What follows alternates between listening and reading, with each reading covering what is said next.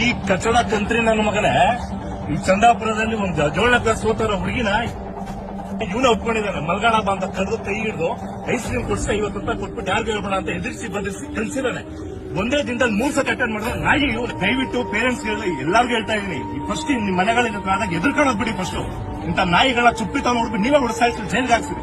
ಬಿಟ್ಟು ಹಾಳಾಗ್ತಾ ಇದ್ದೀರಾ.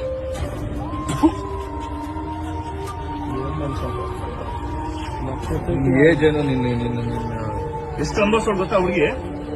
ಸ್ಕೂಲಕ್ಕೆ ಹೋಗಿ ಕೊಡ್ತಾ ಹೋಗ್ತಾರೆ, ಸ್ಕೂಲ್ ಹೋಗಲ್ಲ ಅಂತ ಹೇಳಲ್ಲ.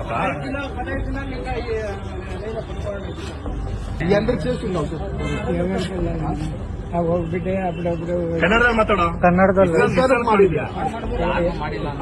ಇಲ್ಲಗಿನ ಅದೇ ಆವಾಗ ಯಾವಾಗ್ಲೂ ಆ ಹುಡುಗಿ ಎಷ್ಟು ಮಾಡಿದ? ಒಂದೇ ಹುಡುಗಿಗ ಇಬ್ಬರಿಗ? ಅದೊಂದೇ ಹುಡುಗಿಗೆ ಹೊಡೆಯಕ್ಕೂ ಆಗಲ್ಲ ಬಿಡಿ. ಬಿಡಿ ಮಾಮ, ಪೊಲೀಸ್ ಅವ್ರು ಬರ್ತಾ ಇರ್ತಾರೆ.